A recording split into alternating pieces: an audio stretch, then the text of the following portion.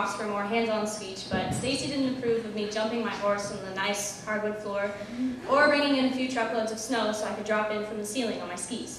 There was some issue with property damage or permits and something like that, so just use your imaginations. So here's a little window into my mind. Snow flashes by beneath me as the sharp and silver edges of my skis fight to grip the steep, unpredictable terrain. Carve, release, steady, carve. The skis follow my movements with expert precision, racing down the mountain and daring me to give them a harder challenge. I hold the line and fly onward, leaving nothing but a breeze and elegant arcs of freshly scattered snow and the thick layers of powder behind me. Trees brush by so close I could easily touch them, nothing but silent spectators whose whispered secrets remain forgotten on the wind. They must have watched me shoot by thousands of times, momentarily interrupting their noble sedentary lives with each swift passing. I exhale in a heavy rhythm, hot breath dissolving into the biting cold almost before it leaves my body. Adrenaline surges through my veins and pushes me forward, filling me with a sense of freedom so vast I feel as though my chest might burst with the pressure. This is my escape, my paradise. I learned to ski as soon as I was big enough to fit into a pair of ski boots, and as the years have passed, I've come to realize just how essential skiing is to my overall sanity. Before I could ski on my own, my dad used to strap me into what is nowadays a very illegal kind of child backpack before speeding down the mountain. Being the overly worried and caring parents that they are, he and my mom would bundle me up in so many layers that my arms would stick straight out to the sides, and I had absolutely no chance of being anything other than very uncomfortably warm. Thanks, Mom and Dad. Nevertheless, they had me hooked from a very young age. They quickly enrolled me in ski school so that I might learn the basics and blossom in a very kid-friendly environment.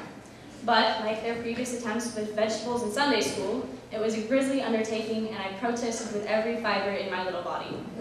I wanted to be out on the real ski runs with them, not carted around in the kids' wagon to the bunny hill chanting, pizza pie, french fry, all the way along.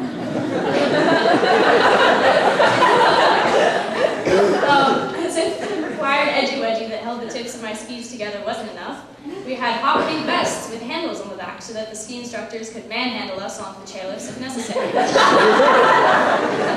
All of the parents thought it was simply brilliant, but in my eyes it was a hideous device that was totally uncalled for. Forget the disturbingly over-happy ski school instructors and their mind games. I wanted to French fry my way all down the hill as fast as gravity would take me. Welcome to the start of my life as a borderline adrenaline junkie and total snow addict. However, skiing isn't my only passion. My mother, being the daughter of a hardcore cowboy, was adamant that the three of my siblings and I sit on a horse and get thrown off at least once. So, needless to say, my sister and I became horseback riders very early on in our lives.